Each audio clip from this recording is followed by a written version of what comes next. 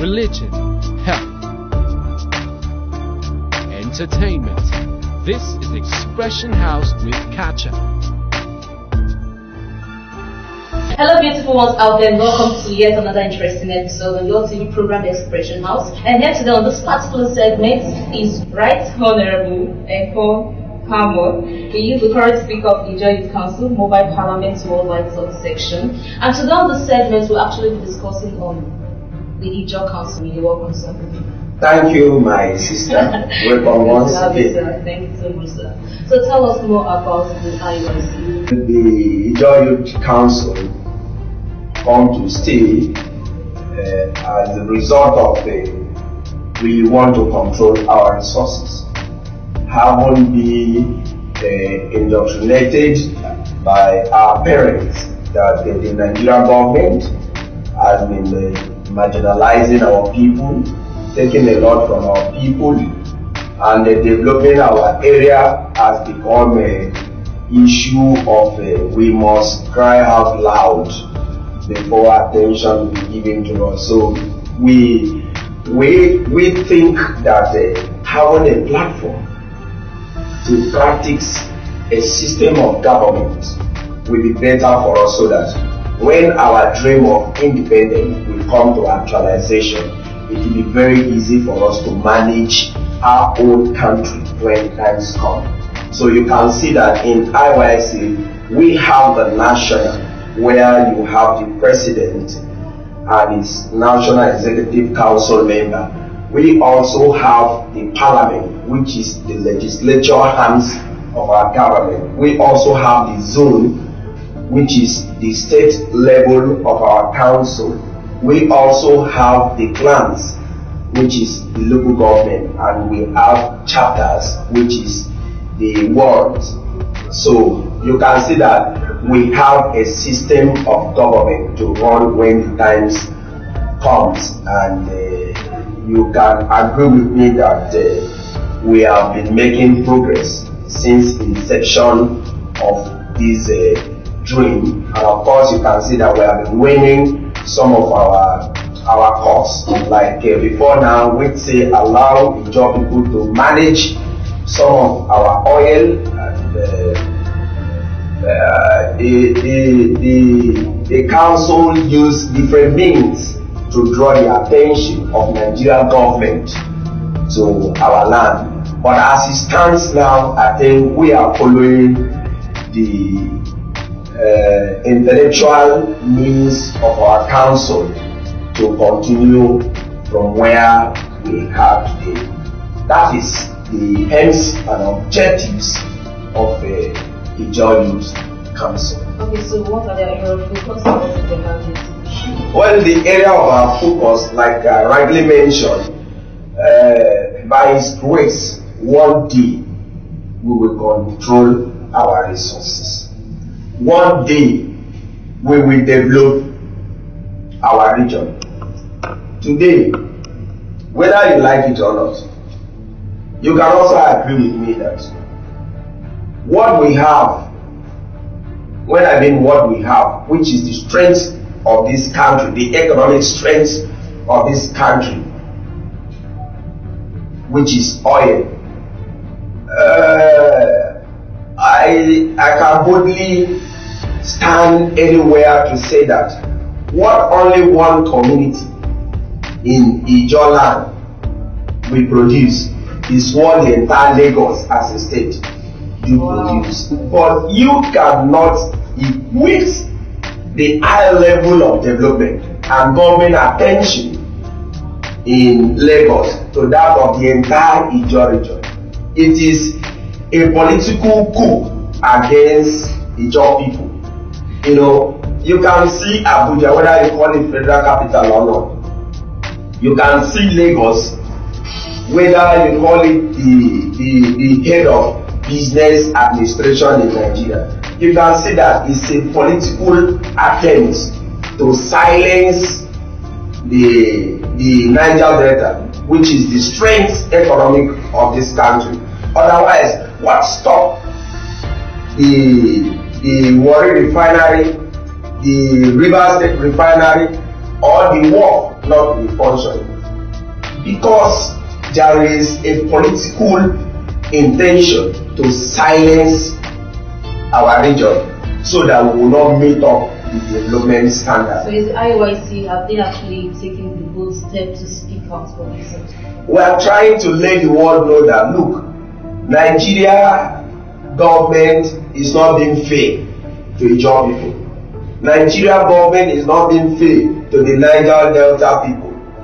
When it has to do with the Niger Delta people, the whole Nigeria, the whole world, we see a Niger Delta man to be a criminal. They will see a Niger Delta man to be a militant. But when other part of the country takes some of the responsibility to actually agitate for what belongs to them, they will now give it a very beautiful name. We want to control our resources. You are taking enough from our place and you refuse to develop our place. Give us our quarter. What are these people agitating for? Freedom of religions. Who is stopping somebody not to be a Muslim or to be a Christian? Just like the way we are here, we just wake up one morning and start taking machete and so on to the street and say, if you are not a Christian, we'll kill you. Is that an agitation for a country? So we speak out time to time, letting the world know. That is why I said the Joint Council has already changed the mood of operatives to use the intellectual means to keep drawing the attention of the government to our place. No longer armed struggle. Okay, so how hard is the IYC working to bring development and job creation to the Ijaw? Whoever that is a leader in the Joint Council, you try as much as to draw the attention of the government to your place. You bring out things that your people lack. As a speaker of the Joint Council, if I didn't have such opportunity, I wouldn't have this same opportunity to meet with you, to hear out our views, to speak out what our people lack. You can't go to most of the job committees and see good potable water. Okay, do you know that the bridge, the Eco Bridge in Lagos, can connect Calabari to Bonny to Anthony to Boko, and you have already connected the entire riverine region? In as much as I'm concerned, I'm speaking from experience that the current governor of this state don't recognize the Ijaw Council. You know, anybody that is not the Ijaw ethnic group in the River State, they feel that we are more populated than every other ethnic group in the state. So if opportunity is being given to us, we will intimidate others, we will marginalize others, we will do all that. But they forgot that it is still from that source that is the strength of the River State. So we have been crying out loud. Look at, for instance, now, which project as the current governor of River State now has ever commissioned in the whole Ijaw communities in River State? No one. No one. It's a political war from the state government to federal government against Ijaw people. No one. But those oil companies operating in the Ijaw region, they are paying their royalties, they are paying their tax to River State government. And of course, you know, the reason why sometimes our allocation of the state increase, it goes ups and down, is because of the oil we are producing. And who are the people that are producing this oil? Apart from the Omok and Anthony is producing, Calabari are producing, Africa are giving up. And yet they're not benefiting. And yet, well, there is no development there. You can't compare the development of our place to that development in Port Harcourt City here. Are we supposed to centralize all the development of River State in Port Harcourt? Go to Lagos, see the difference. Why not link River State to Buri, which is Ogun? Why not link River State to Bonny, where you have a lot of the industry? Why not link Port Harcourt to Anthony, where you have more than 5-6 oil wells? Because it's a political war against the riverine people in River State. They can only claim to convince one or two persons who are job people into their system, but in their heart They knew that they don't have a job. They know that they had to develop the job land. Okay, now considering all of this situation, how can the process of change include all stakeholders at the table for planning for the progress of this organization? Well, our organization for now is unfortunate that we are facing with a lot of challenges, internal crisis. Otherwise, this is the time we need our ideas most than before. For now, all the job people in River State, in Akwa Ibom, in Delta, anywhere we find ourselves, this is the time we need to come together and demand for what we want and actually go for it. But this issue of the IYC has been occurring for a very long time, years back. So what actually their weaknesses? Why haven't they taken the right step and why now? Why are they really agitating this right now?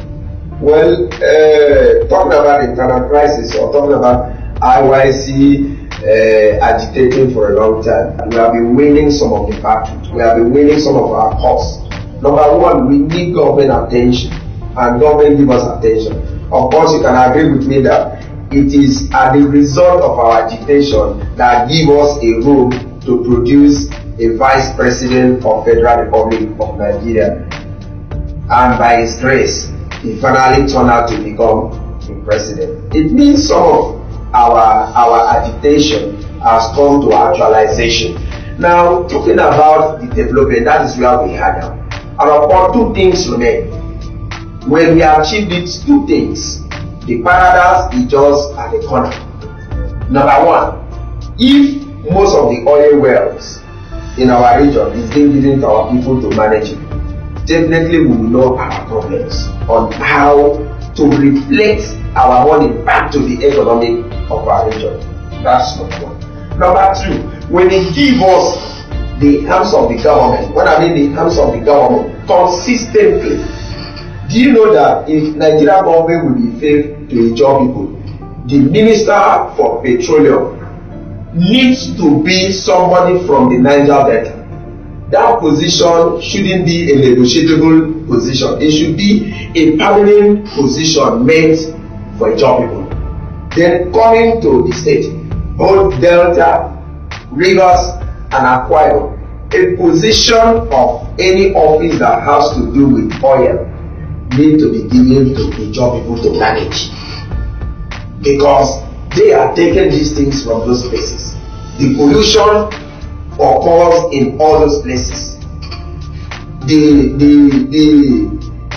police incident happened in those places. So by the time you give their brothers, by the time you give us to manage, we know our brothers who are also doing.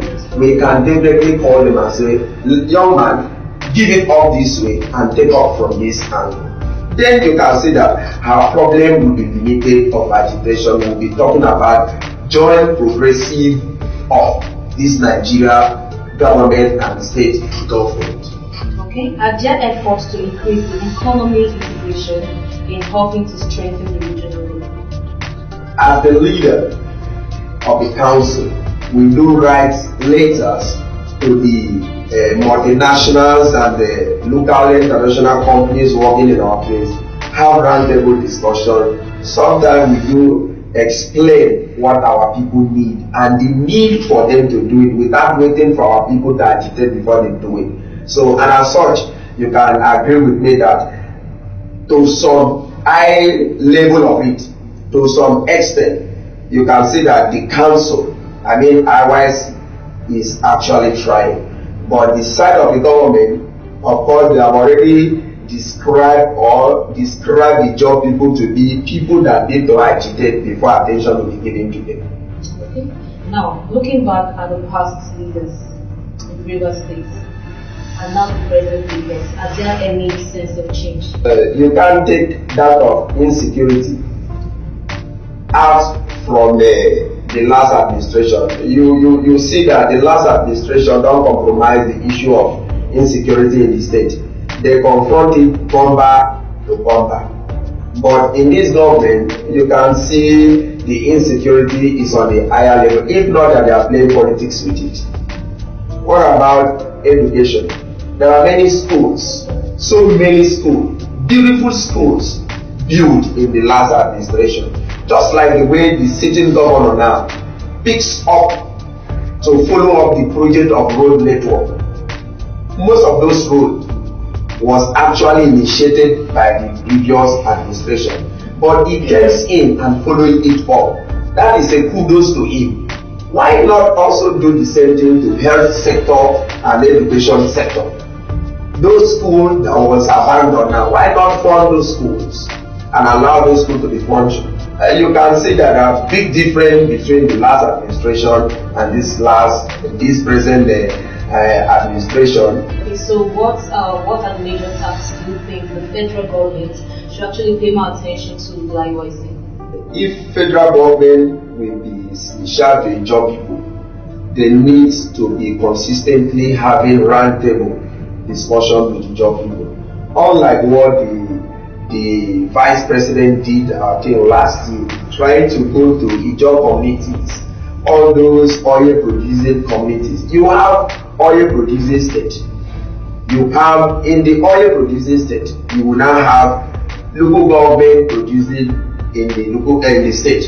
When you have a local government that is producing oil, you now have a community that is producing the oil. When you go to the community, you definitely get to the family that actually owns that territory.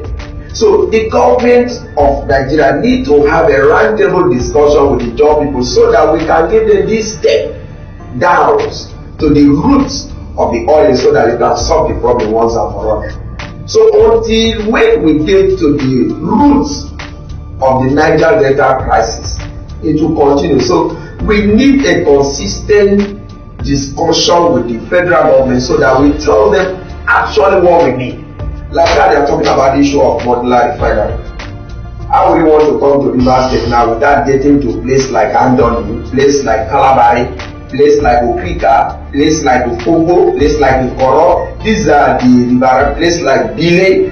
These are the people that carry out the bunkering activities. So if you want to do modular refinery, you go to these places. Group, see how you can group these people who are doing the illegal bunkerings and say, look, there is a better way of doing it. Rather than every time you send federal troops to the river to burn down those oils and so on, polluting our air, because the more the federal government troops keep destroying those oil, the more they are making our people to be deep into the business, because the river is already polluted, you can't catch fish any longer. So our people, we definitely want to make alternative means of living. These are the things that if government just do it, you see that our agitation will be dropping more and more on daily basis. Okay, thank you so much, sir. Thank you. Thank you, and God bless you. Thank you so much. You've spoken well. Alright, viewers, this is where we'll take a wrap for today's episode. Thank you very much for your time and your patience. Have a lovely day out there. Bye.